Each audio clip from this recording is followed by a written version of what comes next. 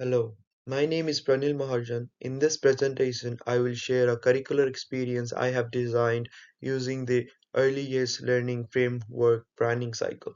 I will base my observation on the second video of this assignment, that is the Bluey episode Creek, and show how children's movement in natural settings can be studied through developmental theories and then transformed into a curricular experience that fosters agency, well-being, and learning. This connects directly to our EYLF outcomes and current research on movement as political, creative, and identity based.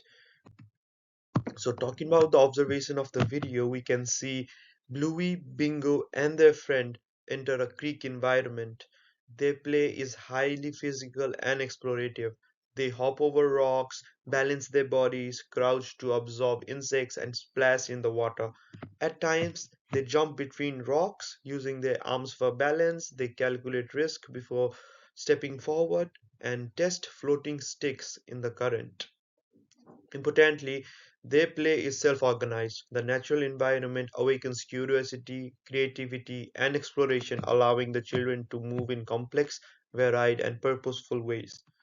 These observations highlight that children are engaging not only in simple gross motor activities but also in complex movement patterns. Their coordination, balance, and agility develops as they navigate slippery rocks and water.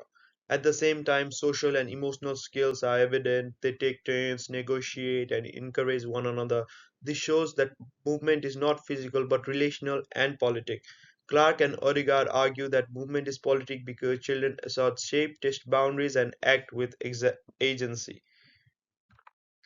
This play reflects typical developmental milestones for children 4 to 6 where coordination, balance, and risk assessment becomes more refined. The creek environment extends possibilities for locomotion beyond flat indoor floors. Denham stresses that creativity is enacted, and here the children creatively use sticks and leaves as their play materials. From a strength based perspective, the children are competent movers who display problem solving and resilience. Their play aligns with EYLF outcome 1 and outcome 3. From this observation, I designed a curricular experience called Creek Inspired Movement Play Space. This aim is to replicate the strengths that are seen in the children's movement, such as balancing, negotiating, and risk assessment, but in a space open ended environment. Talking about implementation, the play space would be outdoors, really in a garden or playground, arranged to resemble a creek. The materials include stones, planks, logs, tubs of water, ropes, sticks, and buckets. Children construct their own pathways, balance on surfaces, and test floaters, as in the image right here. Backgrounds, sounds of birds and water can add sensory depth. Also, teachers should act as facilitators rather than directors, ensuring safety while observing and supporting children's ideas. That way, the play remains childlike, just like in Bluey Creek. Also, this experience promotes coordination and muscle strength through balancing on planks and logs.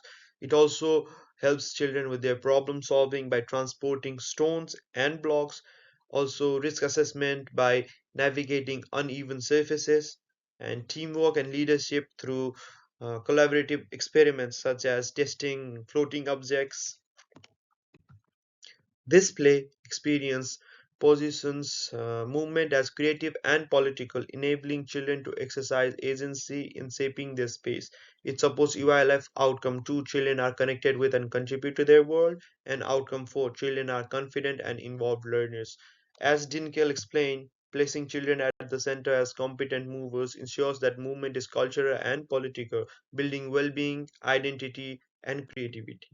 In conclusion, the Bluey Creek shows how natural environments encourage children's confidence, creativity, and resilience. My curricular design extends this learning into practice, providing a nature inspired play space that nurtures agency, well being, and identity.